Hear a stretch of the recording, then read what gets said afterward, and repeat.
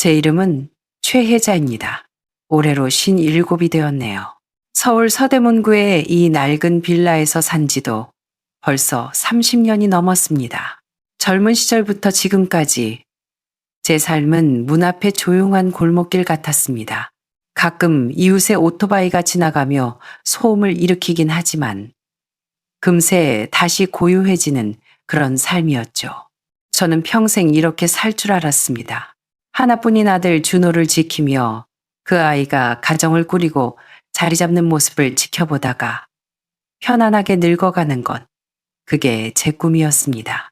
저처럼 평범하기 그지없는 엄마가 아들의 결혼식장에서 그렇게 천지가 개벽할 만한 일을 저지르게 될 줄은 꿈에도 생각지 못했습니다. 그날은 참 좋은 날이었습니다. 달력에는 손 없는 날이라 적혀 있었죠. 예식장은 강남의 아주 으리으리한 호텔이었습니다. 하객들은 다들 번듯하게 차려입고 얼굴에는 적당한 미소를 띤 채 술잔을 부딪히고 있었죠. 모든 것이 완벽했습니다. 마치 현실 같지 않은 꿈처럼 완벽했죠. 제 아들 준호는 말끔한 턱시도를 입고 무대 위에 서 있었고 그 곁에는 상하이에서 온 예비 신부 유진이가 서 있었습니다. 저는 혼주석에 앉아 작은 손가방을 꽉 쥐고 있었습니다. 심장이 꽤나 빠르게 뛰더군요.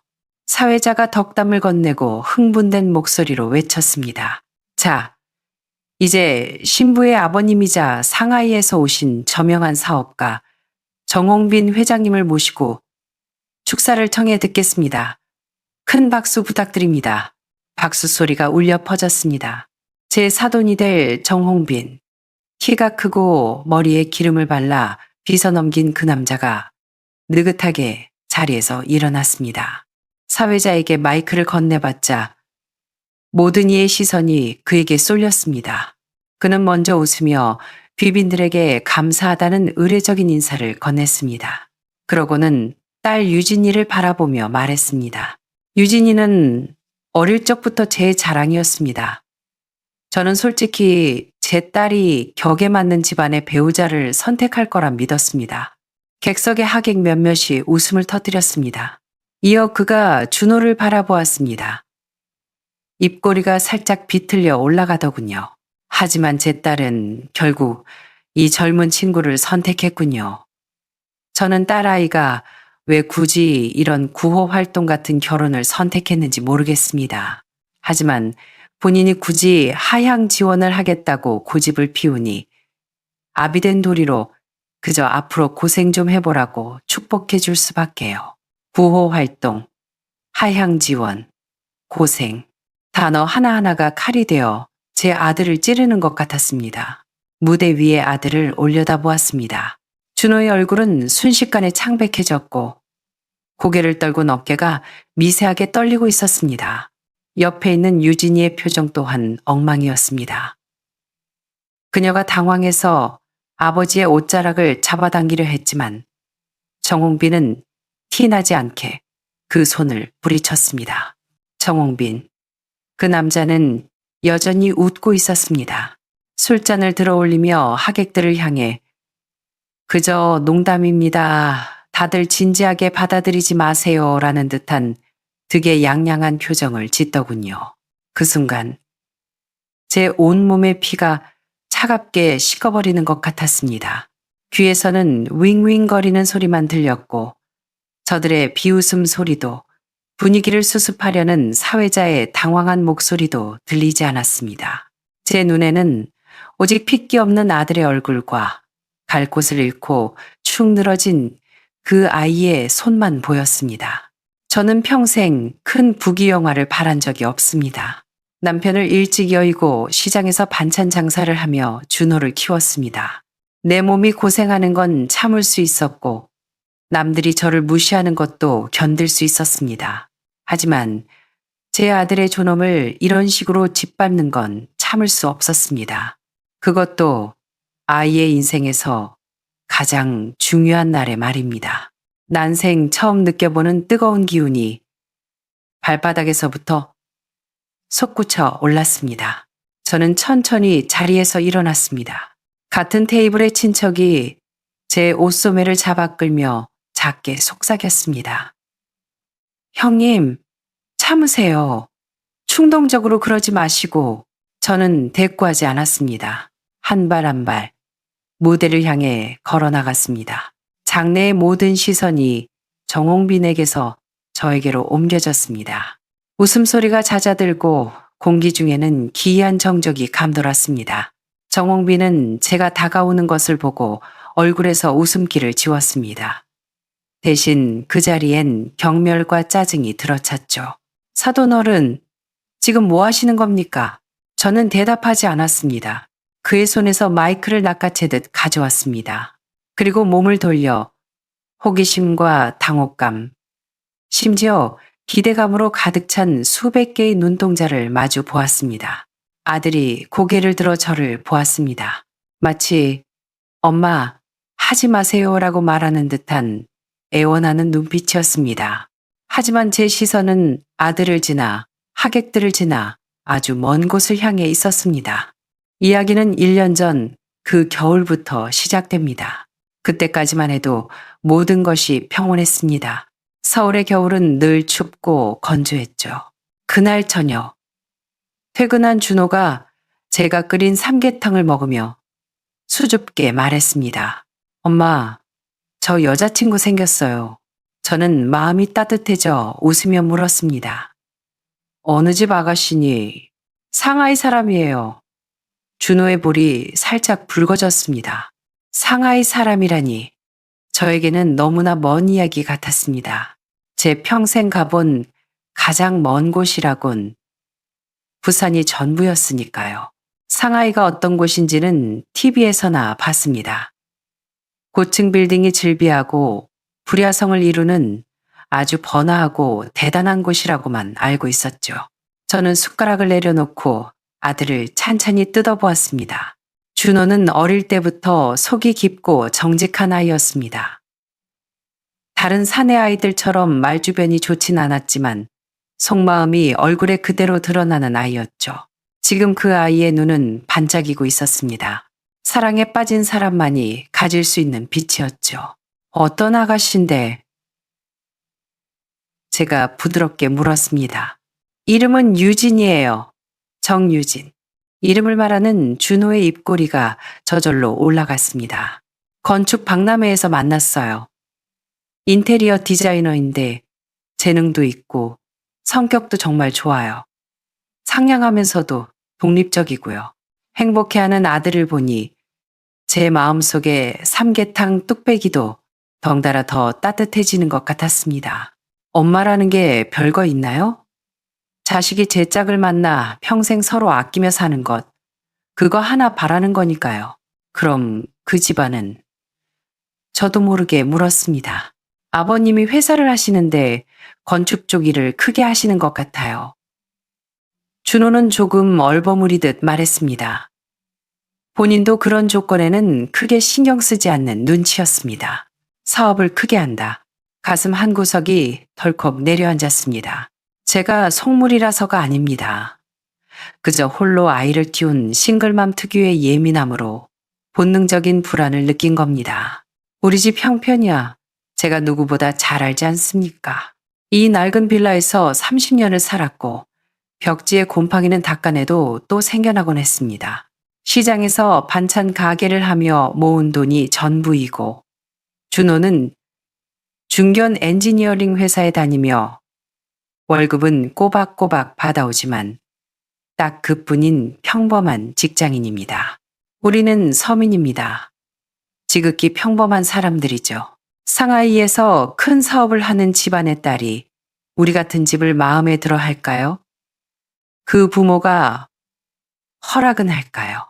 물속의 거품처럼 걱정이 보글보글 피어올랐지만 기대에 찬 아들의 얼굴을 보며 차마 그 거품을 터뜨릴 수는 없었습니다. 그저 웃으며 고개를 끄덕였죠. 그래, 기회 되면 한번 데려와 봐라. 그 후 몇 달간 준호와 유진이의 사이는 점점 깊어졌습니다. 매일 밤 영상통화를 하며 실없이 웃기도 하고 소곤거리는 아들을 보며 저도 덩달아 젊어지는 기분이었습니다. 유진이는 가끔 화면 너머로 제게 인사를 건넸습니다. 청순하고 예의 바른 아가씨였죠. 아직 서툰 한국말로 어머니 안녕하세요라고 달콤하게 부르곤 했습니다. 그렇게 알콩달콩한 모습을 보니 제 걱정도 잠시나마 묻어둘 수 있었습니다. 내가 너무 앞서 걱정했나 보다. 요즘 젊은 사람들은 집안 배경 같은 거 안 따질 수도 있지라고 생각했습니다. 그러던 어느 날 준호가 들뜬 목소리로 말했습니다. 유진이 부모님이 한국으로 들어오신다며 상견례를 하자고 했습니다. 심장이 다시 덜컥 내려앉았습니다. 상견례라. 그럼 어디서 만나는 게 좋을까? 저는 우리 집으로 초대하고 싶었습니다. 집은 낡았지만 쓸고 닦으면 깨끗할 테고 시장에서 가장 싱싱한 재료를 사다가 제 장기인 음식들을 한 상 차려내면 될 거라 생각했습니다. 집에서 밥을 먹어야 진짜 식구 같고 정성이 느껴지지 않겠습니까? 제 생각을 준호에게 말했더니 아들의 얼굴에 난처한 기색이 스쳤습니다. 엄마, 유진이도 그러고 싶어 했는데 그쪽 아버님이 첫 만남은 좀 격식 있는 곳에서 하자고 하셨대요. 격식 있는 곳. 네, 아버님이 이미 식당을 예약하셨대요. 잠실 롯데월드타워에 있는 호텔 레스토랑으로요. 롯데월드타워라니. 저는 멍해졌습니다. 그곳은 올려다보기만 했지. 올라가 볼 생각은 한 번도 해본 적 없는 곳이었습니다. 듣자 하니 밥 한 끼 값이 제 한 달 반찬 값이라던데 너무 과하다 싶었습니다. 제 표정이 어두워지자 준호가 황급히 덧붙였습니다. 엄마, 너무 부담 갖지 마세요. 아버님이 다른 뜻이 있어서가 아니라 그런 자리가 익숙하셔서 그런 걸 거예요. 비용도 전부 그쪽에서 처리하신다고 우리 보고 신경 쓰지 말라고 하셨대요. 신경 쓰지 말라. 그 말이 왜 그렇게 가시처럼 들리던지요. 마치 어차피 너희는 낼 돈도 없잖아 라고 말하는 것 같았습니다. 그 며칠간 마음이 참 복잡했습니다. 오랜 친구인 수잔의 집에 가서 차를 마시며 털어놓았습니다. 수잔은 제 수십 년지기 절친이라 무슨 말이든 할 수 있는 사이였죠. 제 고민을 다 듣고 난 수잔은 혀를 찼습니다. 찻잔을 탁 내려놓으며 말했죠. 혜자야, 이거 좀 찜찜하다. 너도 그렇게 느끼지. 너도 그래. 당연하지. 사돈 맺을 생각이 진심으로 있는 사람들이라면 이러겠니? 첫 만남부터 자기 돈 자랑 못해서 안달난 사람처럼 굴잖아. 이건 너희를 이해하려는 게 아니라 길을 죽이려는 거야. 너희 보고 알아서 떨어져 나가라는 거지. 수자의 말이 제 마음 깊은 곳의 불안을 콕 집어냈습니다. 하지만 저는 아들 편을 들었습니다. 준호 말로는 유진이가 참 착하대. 둘이 진짜 사랑한다더라. 사랑. 그래, 네 아들이랑 그 아가씨 마음은 진심이겠지. 수자가 한숨을 쉬며 제 손을 잡았습니다. 근데 혜자야, 결혼은 둘만 좋다고 되는 게 아니야. 집안 대집안의 일이지. 그정 회장이라는 사람, 얘기만 들어도 보통 내기가 아닌 것 같아. 준호가 그런 사람을 장인으로 모시고 살면 마음 편할 날이 있겠니? 사람 무시하는 태도가 뻔한데 나중에 준호를 얼마나 들볶겠어. 저는 찻잔을 들었습니다. 따뜻한 둥글레 차도 제 속에 근심을 녹이지는 못했습니다. 저는 준호가 부잣집 여자를 만나길 바란 적이 없습니다. 그저 서로 존중하고 아껴주는 사람들을 만나길 바랐을 뿐입니다. 아직 만나보지도 못한 사돈 정웅빈. 과연 그는 어떤 사람일까요? 제 직감은 아니다라고 말하고 있었지만 이미 여기까지 온 마당에 제가 어쩌겠습니까? 아들에게 헤어지라고 할 수는 없으니까요. 그저 쓴 웃음을 지으며 말했습니다. 일단 부딪혀 봐야지. 어쩌면 막상 만나보면 우리 생각보다 괜찮은 사람일 수도 있잖아. 수자는 고개를 저으며 더 이상 아무 말도 하지 않았습니다. 상견례 날 날씨는 제 마음처럼 잔뜩 흐려 있었습니다. 저는 장롱 깊숙이 넣어두었던 몇 년 전 친척 결혼식 때 샀던 가장 점잖은 원피스를 꺼내 입었습니다. 입고 나니 몸에 맞지 않는 옷처럼 어색하기 짝이 없었죠. 준호는 정장을 입고 넥타이를 맸는데 훤칠해 보이면서도 미간에는 긴장감이 서려 있었습니다. 지하철을 타고 가서 택시로 갈아타고 롯데월드 타워 앞에 도착했습니다. 구름을 뚫을 듯 솟은 건물을 올려다보니 제가 개미처럼 작게 느껴졌습니다. 레스토랑은 80층이 넘는 곳에 있었습니다. 엘리베이터가 고속으로 올라가자 귀가 먹먹해지더군요. 정홍빈과 그의 아내, 그리고 유진이는 이미 룸에 와 있었습니다. 아버님, 어머님 안녕하세요. 준호가 공손하게 인사했습니다. 저도 따라 고개를 숙이며 안녕하세요. 정 회장님, 사모님 하고 인사했죠. 정홍빈은 고개만 까닥하고는 우리를 위아래로 훑어보았습니다. 품평하듯 말이죠. 앉으라는 손짓을 하고는 혼자 메뉴판을 들여다보았습니다. 저는 무릎 위에 손을 올리고 앉아 어쩔 줄을 몰랐습니다. 준호가 분위기를 풀어보려고 서울 날씨 이야기며 회사 이야기를 꺼냈지만 정홍빈은 건성으로 대답하며 딴청을 피웠습니다. 와인잔을 빙글빙글 돌리며 붉은 액체를 응시하던 그가 불쑥 물었습니다. 준호군, 유진이한테 듣자니 엔지니어라고 했나? 네, 아버님. 엔지니어라. 안정적이긴 하지. 정홍빈이 고개를 끄덕였지만 칭찬하는 말투는 아니었습니다. 그런데 한국 경제가 영 시원치 않아서 젊은 사람들이 여기서 일하기 팍팍하지 않나. 가시돋친 말이 훅 찔러왔습니다. 저는 억지 미소를 지으며 젊을 때 고생은 사서도 한다잖아요 라고 거들었습니다. 말이야, 맞는 말이지요. 정홍빈이 와인을 한 모금 마시며 말했습니다. 하지만 시야를 좀 넓혀야지. 지금 기회는 다 글로벌 시장에 있어요. 시장 규모가 이렇게 좁아터진 반도에서 아등바등하는 것보다 밖으로 나가야 비전이 있지. 좁아터진 반도. 또 한 번 가시가 날아왔습니다. 유진이의 얼굴이 난처해졌습니다. 그녀는 계속 준호 접시에 음식을 덜어주며 화제를 돌리려 애썼습니다. 그녀의 어머니는 시종일관 한마디도 없이 그저 조용히 식사만 할 뿐이었습니다. 마치 이 자리에 없는 사람처럼요. 그날 식사는 정홍빈의 원맨쇼였습니다. 자신이 해외에서 얼마나 큰 사업을 하는지, 어떤 고위 관료를 아는지, 최근에 어느 나라에 부동산을 샀는지 떠벌렸습니다. 그의 말들은 하나도 귀에 들어오지 않았습니다. 귀만 윙윙거릴 뿐이었죠. 비싼 요리들도 모래알을 씹는 것 같았습니다.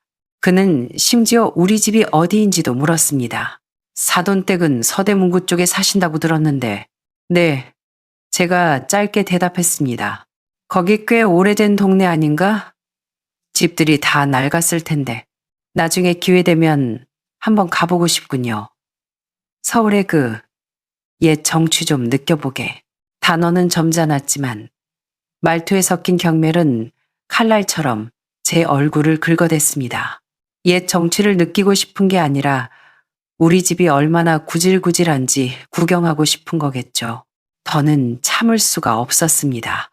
제가 수저를 내려놓으며 말했습니다. 회장님, 저희 집은 좁고 낡아서 모시기 부끄럽네요. 저희 같은 서민들은 그냥 소박하게 삽니다. 회장님처럼 남들에게 보여주기 위한 삶은 아니니까요. 공기가 순식간에 얼어붙었습니다. 정홍빈의 미소가 굳어졌다가 이내에 차가운 냉소로 바뀌었습니다. 사돈 어른 성격이 아주 시원시원하시네. 식사는 그렇게 기묘한 분위기 속에서 끝났습니다. 계산할 때가 되자 준호가 지갑을 꺼내며 예의 바르게 말했습니다. 아버님, 오늘 잘 먹었습니다. 식대는 저희가 반 부담하겠습니다. 이건 오기 전에 우리가 약속한 거였습니다. 상대가 어떻게 나오든 기본 예의는 지키자고요. 정홍빈은 그 말을 듣더니 마치 엄청난 농담이라도 들은 양 껄껄 웃었습니다. 그러고는 준호의 어깨를 툭툭 쳤는데 친근함이라곤 전혀 없는 우월감에 찬 손짓이었습니다. 됐네, 젊은 친구. 자네 월급이 얼마나 된다고. 여기서 자네가 낼 돈이면 우리 유진이 커피값이나 되겠나? 내가 냄새. 준호의 얼굴이 홍당무처럼 붉어졌습니다. 입술을 꽉 깨물고 아무 말도 못하더군요. 살면서 처음으로 대놓고 그런 모욕을 당한 겁니다. 정홍빈이 득의양양한 표정으로 검은색 카드를 꺼내 웨이터에게 건네는 모습을 보며 저는 마음속으로 다짐했습니다. 최 회자, 네 아들이 저렇게 무시당하는 집안으로 들어가게 둘 순 없어. 절대 안 돼. 저는 반드시 이 정홍빈이라는 남자가 어떤 인간인지 낱낱이 파헤쳐야겠다고 결심했습니다. 그날 밤 어떻게 집에 왔는지 기억도 잘 나지 않습니다. 지하철 안에서 준호는 내내 침묵했습니다. 고개만 숙인 채 구두끝만 바라보았죠. 차창 밖의 불빛이 아들의 젊은 얼굴에 그림자를 드리웠습니다. 마음의 상처가 깊다는 걸 알 수 있었죠. 집에 돌아온 준호는 방으로 들어가 버렸습니다. 저는 방해하지 않고 따뜻한 우유 한 잔을 데워 문 앞에 놓으며 말했습니다. 준호야, 푹 자라. 대답은 없었습니다. 그날 밤 저는 뜬 눈으로 밤을 지새웠습니다. 새벽동이 트자마자 수자에게 전화를 걸었습니다. 전화가 연결되자마자 말도 나오기 전에 눈물부터 쏟아졌습니다. 어제 있었던 일을 쇳소리 섞인 목소리로 하나도 빠짐없이 털어놓았습니다. 전화기 너머의 수자는 조용히 듣고 있다가 제가 말을 마치자 깊은 한숨을 내쉬었습니다. 혜자야, 울지 마. 우리가 이대로 당하고만 있을 순 없잖아. 네 아들 억울해서 어떡해. 근데 내가 뭘 어쩔 수 있겠니? 제가 무력하게 물었습니다. 저쪽은 대단한 재벌이라는데 재벌이면 다야. 수자가 제 말을 끊었습니다.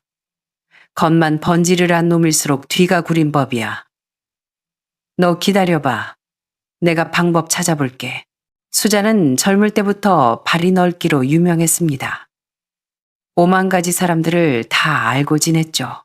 요즘 우리 또래 친구들이 모인 단톡방이 있는데 우리는 그걸 아줌마 정보국이라고 불렀습니다. 동네 소문부터 시장 물가, 어느 병원 의사가 용한지까지 반나절이면 다 알아내는 무서운 곳이었죠. 저는 그 아줌마 정보국의 힘이 이런 일에도 통할 줄은 몰랐습니다. 1시간쯤 지났을까 수자에게서 전화가 왔습니다. 혜자야, 뭐 좀 알아냈어. 심장이 쿵쾅거렸습니다. 뭔데? 내 동창 남편이 예전에 중국 쪽이랑 무역을 했는데 정홍빈이라는 이름을 물어보니까 알더라고. 뭐라는데? 이름은 들어봤대. 상하이 건축업계에서 평판이 아주 안 좋다더라. 사업 방식이 아주 악랄하고 뒤가 구리대. 관공서랑 유착 관계도 심하고 아무튼 보통 내기가 아니라고 건드리면 안 되는 사람이라고 하더라. 제 예감이 맞았습니다. 정홍빈은 정직한 사업가가 아니었습니다. 또 다른 건 없어. 제가 다급하게 물었습니다. 내 동창 남편이 기억하기로 몇 년 전에 한국에서 파견 갔던 고위 임원 하나가 정홍빈한테 호되게 당하고 한국으로 쫓겨나다시피 들어왔대. 그 일이 당시 주재원들 사이에서 꽤 시끄러웠나 봐. 한국에서 간 임원 심장이 더 빠르게 뛰었습니다. 응, 그 사람 이름이 잠깐만. 김국동. 김국동이래. 김국동. 마음속으로 이름을 되뇌었습니다. 수자야, 그 사람 찾을 수 있을까? 알아보는 중이야. 기다려봐. 소식 있으면 바로 알려줄게. 기다리는 시간은 1분이 1년 같았습니다. 집안을 서성이다가 오후 3시쯤 수자의 전화를 다시 받았습니다. 찾았어. 지금은 한국에서 작은 컨설팅 회사를 하고 있대. 전화번호도 알아냈어. 희망이 보였지만 동시에 더 큰 두려움이 밀려왔습니다. 근데 혜자야, 내 친구 남편이 경고하더라. 그 김 선생님이란 분, 정홍빈한테 당한 뒤로 아주 조용히 지낸대. 우리 보고 절대 그 사람 건드리지 말라고. 정홍빈 그 작자가 워낙 독해서 우리가 뒷조사하는 거 알면 무슨 짓을 할지 모른다고. 무슨 짓을 할지 모른다. 등골이 오싹했습니다. 두려웠냐고요? 당연하죠. 저는 그저 반찬 가게 아줌마일 뿐인데 그런 무서운 사업가와 어떻게 싸우겠습니까? 하지만 창백하게 질려있던 준호의 얼굴을 떠올리자 용기가 솟았습니다. 내가 나서지 않으면 누가 내 아들을 지키겠습니까? 수자야, 그 번호 줘. 혜자야, 정말 괜찮겠어. 괜찮아. 제 목소리는 작았지만 단호했습니다. 이 일은 내가 끝장을 봐야겠어. 위험하더라도 해야 해. 수자는 한숨을 쉬며 번호를 보내주었습니다. 휴대폰 화면에 뜬 낯선 번호를 한참이나 노려보았습니다. 이 통화 버튼을 누르면 평온했던 제 삶으로 다시는 돌아갈 수 없을 것 같았습니다. 떨리는 손으로 통화 버튼을 눌렀습니다. 신호가 한참 가고 끊어지려나 싶을 때쯤 경계심 가득한 중년 남자의 목소리가 들렸습니다.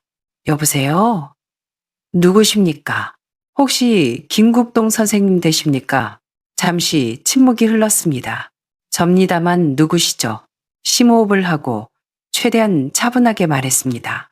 선생님 안녕하세요. 저는 최혜자라고 합니다. 다름이 아니라 상하이의 정홍빈 회장님과 관련된 일로 여쭐 게 있어서요. 제 말이 끝나자마자 수화기 너머에 숨소리가 거칠어졌습니다. 전화 잘못 거셨습니다. 목소리가 얼음장처럼 차가워졌습니다. 전 그런 사람 모릅니다. 뚝 끊으려는 기세였습니다. 선생님, 잠시만요. 제가 다급하게 외쳤습니다. 저는 기자가 아닙니다. 선생님을 곤란하게 하려는 것도 아니에요. 저는 한 엄마입니다. 제 아들이 곧 정홍빈의 딸과 결혼을 합니다. 이 말이 통한 걸까요? 끊으려던 동작이 멈춘 것 같았습니다. 무거운 한숨 소리가 들려왔습니다. 이보세요, 아주머니. 그가 입을 열었습니다. 그 판은 아주 더러운 곳입니다. 발 들여놓지 마세요. 제 말 들으세요. 아직 늦지 않았으면 아드님 그 집안이랑 멀어지게 하세요.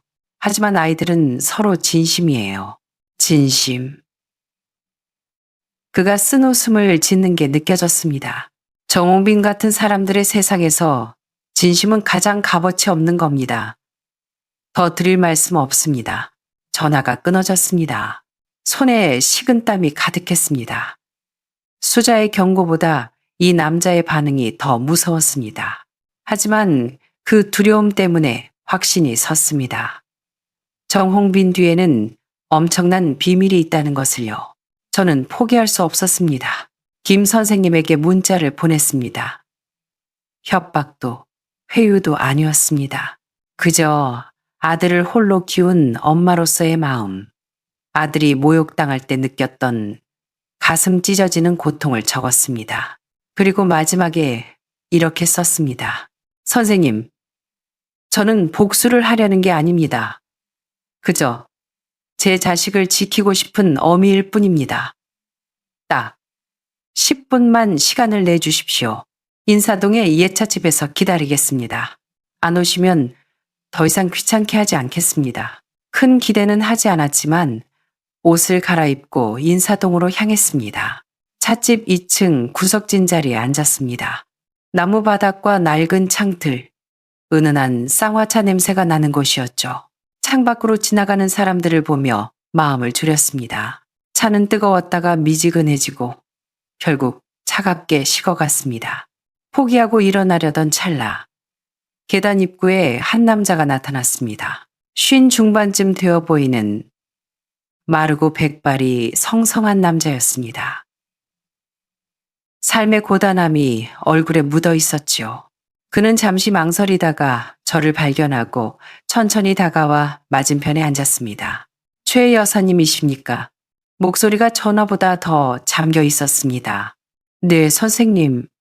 와주셔서 감사합니다. 그는 말없이 저를 바라보았습니다. 동정과 경계, 그리고 알 수 없는 슬픔이 뒤섞인 눈빛이었습니다. 저는 그에게 따뜻한 차를 한 잔 따라 드렸습니다. 선생님, 제가 입을 열었습니다. 무례한 부탁인 줄 압니다. 하지만 엄마로서 제 아들이 제가 전혀 모르는 시커먼 굴 속으로 걸어 들어가는 걸 보고만 있을 순 없습니다. 그는 차를 한 모금 마시고 창밖을 한참 바라보다 입을 열었습니다. 여사님, 저도 한때는 아드님 같았습니다. 열심히 하면, 진심을 다하면 성공할 수 있을 거라 믿었죠. 정홍빈 밑에서 10년을 개처럼 일했습니다. 그를 제 은인으로, 형님으로 모셨죠. 그가 씁쓸하게 웃었습니다. 결과는요. 그는 저를 사냥이 끝나면 삶아먹는 사냥개 취급했습니다. 제게 온갖 책임을 뒤집어 씌우고 회사 자금을 빼돌려 자기 구멍을 메우는 데 썼습니다. 제가 모아둔 돈으로 유능한 변호사를 쓰지 않았다면 전 지금 감옥에 있을 겁니다. 숨을 들이켰습니다. 상상보다 더한 이야기였습니다. 더 끔찍한 건 그가 주먹을 꽉 쥐었습니다. 그가 회사를 털어먹을 때 쓴 수법이 제가 과거에 그를 위해 고안했던 방법이라는 겁니다. 제 칼로 저를 찌른 거죠. 찻집 안의 정적 속에 제 심장 소리만 크게 들렸습니다. 그는 그냥 사업가가 아닙니다. 사람 가족을 쓴 상어예요. 돈과 성공을 위해서라면 친족도 희생시킬 인간입니다. 그럼 그 사람 회사는 정말 겉보기처럼 건실한가요? 김 선생님이 코웃음을 쳤습니다. 건실? 다 껍데기입니다. 자금줄은 이미 말라 비틀어졌어요. 여기저기 뻥튀기 해서 투자금 받아 돌려막기 하고 있는 겁니다. 이번에 한국이랑 사돈 맺으려고 서두르는 것도 꿍꿍이가 있을 겁니다. 꿍꿍이라뇨.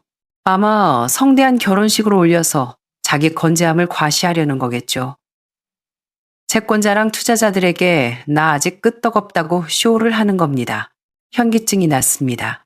그 잘난 체하던 태도, 돈 자랑, 그 모든 게 자신의 불안과 허상을 감추기 위한 연극이었다니. 요사님, 김 선생님이 저를 현실로 불러왔습니다. 제가 오늘 나온 건 여사님 문자 때문입니다. 돌아가신 제 어머니가 생각나서요. 그분도 저를 위해서라면 물불 안 가리셨을 테니까. 그가 가방에서 작은 검은색 물건을 꺼내 탁자에 놓았습니다. USB 메모리였습니다. 이게 뭔가요? 제가 나올 때 몰래 백업해둔 자료들입니다. 이중 장부, 횡령 증거, 투자 사기 이메일, 그리고 사생활 관련된 것들도 좀 있습니다. 이것만 있으면 그는 끝장입니다. 그 작은 USB가 천근만근 무겁게 느껴졌습니다. 이걸 제가 어떻게 해야 하죠? 그가 엄숙하게 말했습니다. 명심하세요. 정웅빈 같은 놈을 상대할 땐 어설프게 건드리면 안 됩니다. 한 번에 숨통을 끊어놔야 해요. 정웅빈 같은 놈을 장빈공 공비에 정웅빈 같은 놈을 상대민 건드리면 안 됩니다. 안 그러면 여사님과 가족이 다칩니다. 그는 USB를 제 쪽으로 밀어주었습니다. 쓰는 건 여사님 몫입니다. 그는 미련 없이 자리에서 일어났습니다. 홀로 남은 저는 차게 식은 찻잔과 그 작은 USB를 내려다 보았습니다. 이제 제 인생은 예전으로 돌아갈 수 없다는 걸 직감했습니다. 집에 돌아와 USB를 장롱 깊숙한 곳 이불 사이에 숨겼습니다. 그 며칠간 저는 유령처럼 지냈습니다. 낮에는 시장에서 웃으며 채소를 팔았지만 머릿속은 온통 그 USB 생각뿐이었습니다. 준호와 유진이의 결혼 준비는 착착 진행되고 있었죠. 준호는 그날의 수모를 잊으려 애쓰는 것 같았습니다. 퇴근하면 유진이와 영상통화를 하며 청첩장 디자인 골랐어. 유진이가 웨딩 촬영은 제주도에서 하고 싶대 하며 행복해 했습니다. 그 웃음소리를 들을 때마다 저는 부엌에 숨어 가슴을 쳤습니다. 당장이라도 뛰쳐나가 소리치고 싶었습니다. 아들아, 정신 차려. 네 장인 될 사람은 사기꾼이야. 그 집안은 모래성이라고. 하지만 차마 입이 떨어지지 않았습니다. 행복에 젖은 아들에게, 그리고 아무 죄 없는 유진이에게 어떻게 그런 잔인한 진실을 말합니까? 제가 말하면 준호가 믿어나 줄까요? 제가 그 집안을 싫어해서 거짓말한다고 생각하진 않을까요? 아들이 저를 원망하게 될까봐 너무나 두려웠습니다. 밤이면 거실에 앉아 시한폭탄 같은 그 USB를 생각했습니다. 한 번에 숨통을 끊어라. 아니면 네가 다친다. 김 선생님의 경고가 귓가에 맴돌았습니다. 이건 단순히 결혼 문제가 아니라 생존의 문제였습니다. 정홍빈이 제가 뒷조사한 걸 알면 가만히 있을까요? 공포가 목을 졸라왔습니다. 그냥 모른 척 결혼시킬까? 정홍빈의 회사가 망하지 않기만을 기도하며, 아니면 모든 걸 폭로하고 아들의 행복을 내 손으로 깨버려야 하나. 피가 마르는 시간이었습니다. 그러던 중 유진이에게서 걸려온 전화 한 통이 저를 결심하게 만들었습니다. 오후에 채소를 다듬는데 국제 전화가 걸려왔습니다. 그러게 유진이었습니다. 어머니, 죄송해요. 수화기 너머로 흐느끼는 소리가 들렸습니다. 유진아, 왜 그러니? 무슨 일 있어? 아빠랑 싸웠어요. 왜? 결혼식 때문에요. 저는 그냥 조촐하게 한국에서 하고 싶은데 아빠가 기어이 최고급 호텔에서 해야 한다고 고집을 부리세요. 정씨 집안 딸 결혼식인데 남들한테 꿀리면 안 된다고요. 또 그놈의 체면.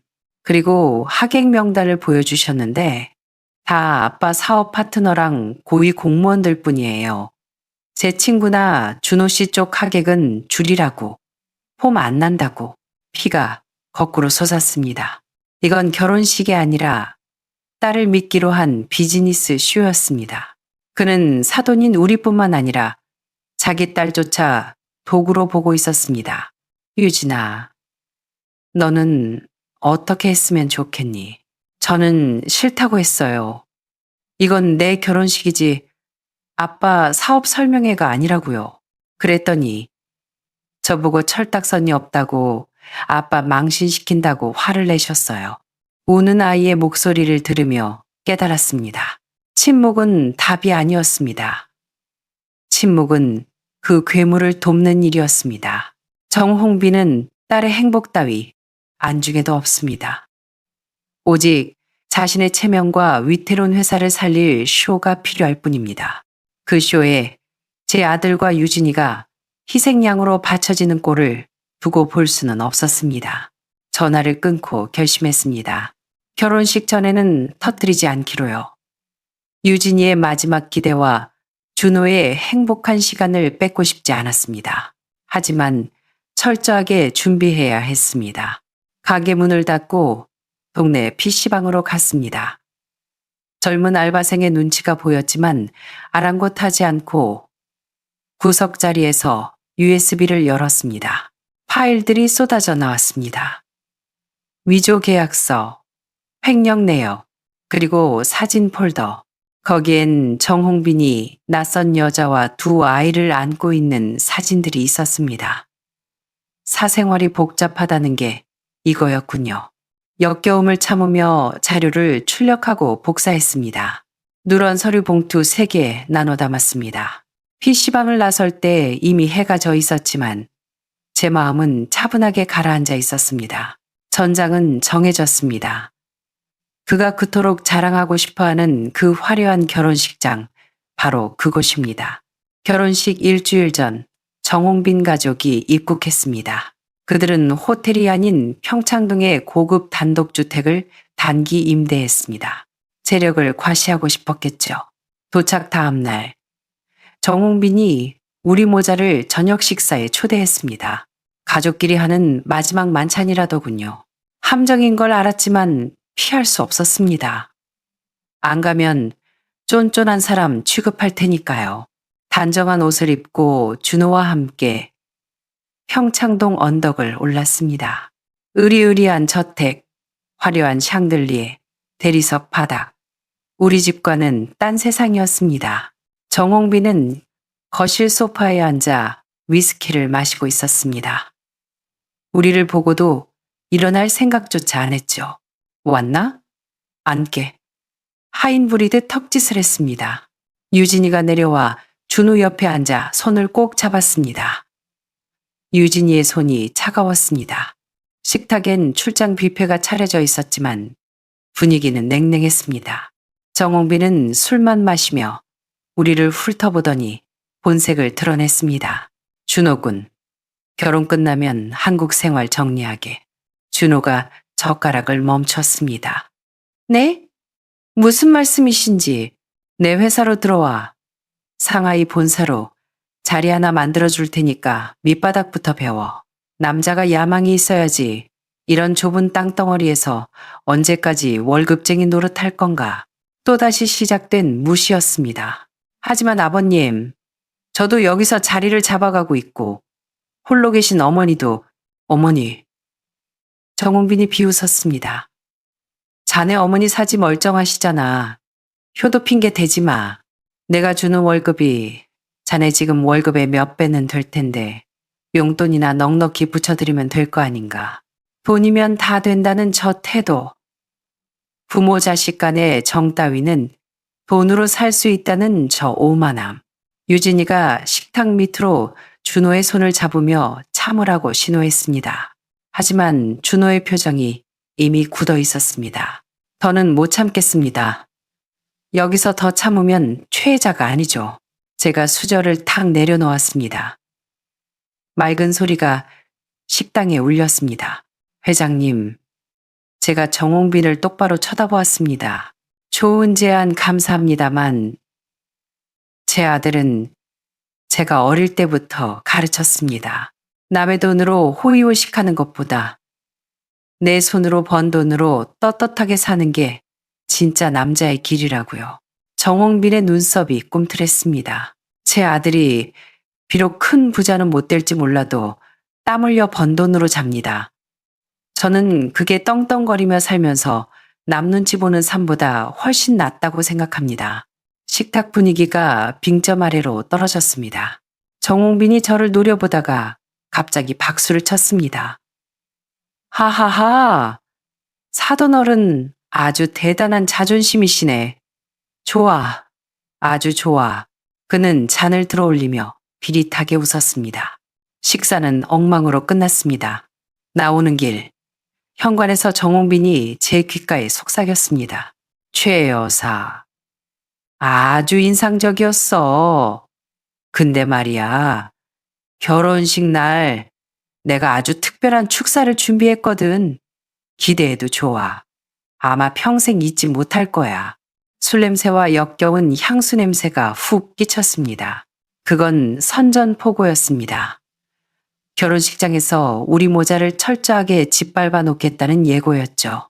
저는 아무 대꾸 없이 그를 경멸의 눈으로 한번 쳐다보고는 아들의 팔짱을 끼고 나왔습니다. 엄마, 괜찮으세요? 준호가 걱정스레 물었습니다. 괜찮다. 가자, 우리 집으로. 네, 우리 집. 낡았지만 따뜻하고 떳떳한 우리 집으로요. 정홍빈은 몰랐을 겁니다. 궁지에 몰린 엄마가 자식을 위해 어디까지 할 수 있는지 진짜 쇼는 이제부터라는 것을요. 결혼식 전날 밤, 준호는 오랜만에 본가에 와서 잤습니다. 거실 소파에 앉아 TV를 보는데 준호가 불쑥 말했습니다. 엄마, 죄송해요. 뭐가? 그날 제가 못나서 엄마까지 무시당하게 하고 제가 더 잘나서 떵떵거렸으면 이런 일 없었을 텐데 가슴이 아려왔습니다. 바보 같은 소리. 넌 엄마의 자랑이야. 네가 건강하고 바르게 컸는데 뭐가 부족해. 준호가 제 손을 잡았습니다. 거칠지만 따뜻한 아들의 손이었습니다. 두고 보세요. 제가 꼭 성공해서 저 사람들 코 납작하게 해줄게요. 유진이 행복하게 해줄 거고요. 아들의 순진한 다짐에 눈시울이 붉어졌습니다. 노력만으로 넘을 수 없는 벽이 있다는 걸 저 아이는 아직 모르니까요. 아들이 잠들고 나서 저는 장롱에서 서류 봉투를 꺼내 내일 가져갈 핸드백에 챙겨 넣었습니다. 잠든 아들의 얼굴을 한참 바라보았습니다. 아들아, 미안하다. 엄마가 내일 네 결혼식을 망칠 거야. 하지만 믿어주렴. 진정한 행복은 거짓 위에 세울 수 없는 거란다. 그날 밤은 이상하게도 잠이 잘 왔습니다. 폭풍전야의 고요함처럼요. 다시 결혼식장. 제가 마이크를 잡은 그 순간으로 돌아갑니다. 장내는 쥐 죽은 듯 조용했습니다. 정홍빈이 뒤에서 당장 내려와. 뭐 하는 짓이야? 라고 으르렁거렸지만 무시했습니다. 저는 하객들을 천천히 둘러보았습니다. 걱정스러운 친척들의 눈, 애원하는 아들의 눈, 겁에 질린 유진이의 얼굴, 그리고 앞쪽 테이블에 앉아있는 정홍빈이 초대한 귀빈들, 경제 잡지에서 본 듯한 얼굴들이었습니다. 저는 마이크를 입에 댔습니다. 안녕하십니까. 저는 신랑 최준호의 어머니 최혜자입니다. 21번 골랐습니다. 방금 제 사돈 되실 정홍빈 회장님께서 제 아들이 멍청한 선택을 했다고 구호 활동 같은 결혼이라고 하셨더군요. 장내가 술렁거렸습니다. 정홍빈이 달려들려 하자 경원들이 제지하는 소란이 일었습니다. 저는 흔들리지 않고 계속했습니다. 맞습니다. 제 아들은 좀 멍청할지도 모릅니다. 우직하게 땀 흘려 일하고 사람을 진심으로 대하면 통할 거라고 믿는 바보니까요. 저는 앞줄의 투자자들을 똑바로 쳐다보았습니다. 그렇다면 묻겠습니다. 정 회장의 그 화려한 비전을 믿고 실체도 없는 유령 사업에 거액을 투자하신 여러분들도 멍청한 바보들입니까? 폭탄이 터졌습니다. 투자자들의 얼굴색이 확 바뀌었습니다. 이 여자가 미쳤나? 정홍빈이 고함을 질렀습니다. 저는 핸드백에서 USB를 꺼내 높이 들었습니다. 저는 미치지 않았습니다. 여기 정 회장의 이중 장부, 횡령 증거, 사기 계약서가 다 들어 있습니다. 그리고 뒤편의 영상 담당 직원에게 USB를 던지듯 건넸습니다. 청년, 거기 진실 폴더 열어서 화면에 띄워줘요. 당장. 직원이 얼떨결에 USB를 꽂았습니다. 정홍빈이 끄란 말이야 라고 비명을 질렀지만 늦었습니다. 대형 스크린에 웨딩 사진 대신 엑셀 파일과 이메일들이 떴습니다. 거액이 낯선 여자의 계좌로 이체된 내역, 사기 계약서들, 장내는 순식간에 아수라장이 되었습니다. 그리고 결정타. 화면에 정홍빈이 젊은 여자와 두 아이를 안고 디즈니랜드에서 찍은 사진이 대문짝만하게 떴습니다. 아, 혼주석에서 비명이 터졌습니다. 정홍빈의 아내였습니다. 그녀는 거품을 물고 기절해버렸습니다. 유진이가 엄마 하며 달려갔습니다. 투자자 몇 명이 단상으로 뛰어 올라와 정홍빈의 멱살을 잡았습니다. 야, 이 사기꾼 새끼야. 내 돈 내놔. 정홍빈의 비싼 양복이 찢겨나가고 그의 머리채가 헝클어졌습니다. 그 위풍당당하던 회장님은 온데간데 없고 겁에 질린 늙은 남자만 남았습니다. 아비규환이 된 식장 한가운데서 저는 아들을 보았습니다. 준호는 석상처럼 굳어 있었습니다. 그의 눈은 충격과 고통, 그리고 저를 향한 원망으로 가득 차 있었습니다. 저는 이겼습니다. 정홍빈의 거짓 왕국을 무너뜨렸습니다. 하지만 아들의 저 눈빛을 보니 승리의 기쁨은커녕 가슴 한가운데 구멍이 뚫린 듯 시리기만 했습니다. 결혼식은 당연히 파토가 났습니다. 정홍빈은 그 자리에서 연행되지는 않았지만 곧 들이닥친 고소 고발과 증거들로 인해 몰락했습니다. 회사는 공중분해되었고 그는 사기 및 횡령 혐의로 구속되었습니다. 감옥에서 병을 얻어 쓸쓸하게 지낸다는 소문을 들었습니다. 그 많던 인맥 중 누구도 면회하러 가지 않았다고 하더군요. 제 삶에도 긴 겨울이 찾아왔습니다. 준호는 반년 동안 저와 말 한마디 섞지 않았습니다. 집을 나가지는 않았지만 투명 인간처럼 지냈습니다. 식탁 위에 생활비 봉투만 올려놓고 방으로 들어가는 아들의 뒷모습을 볼 때마다 가슴이 미어졌습니다. 저를 원망했겠죠. 자신의 결혼식을 망치고 사랑하는 여자를 나락으로 떨어뜨린 엄마가 얼마나 미웠겠습니까? 유진이는 엄마와 함께 작은 아파트로 이사했다고 들었습니다. 그녀의 어머니는 이혼 소송을 냈고요. 두 아이의 인연도 끝났다고 생각했습니다. 그러던 어느 주말 오후였습니다. 초인종이 울려 문을 여니 준호가 서 있었습니다. 그리고 그 뒤에 유진이가 있었습니다. 유진이는 많이 야위어 있었고 화장기 없는 얼굴이었지만 눈빛만은 예전보다 훨씬 단단해 보였습니다. 두 사람이 손을 꼭 잡고 있었습니다. 준호가 저를 보더니 눈시울을 붉혔습니다. 입을 달싹이다가 와락 저를 끌어안았습니다. 엄마, 아들의 어깨가 들썩였습니다. 죄송해요. 엄마 말이 맞았어요. 제가 너무 어렸어요. 저도 참았던 눈물을 터뜨리며 아들을 안아주었습니다. 아니다. 내가 미안하다. 내가 너무 독했지. 유진이가 다가와 깊이 고개를 숙였습니다.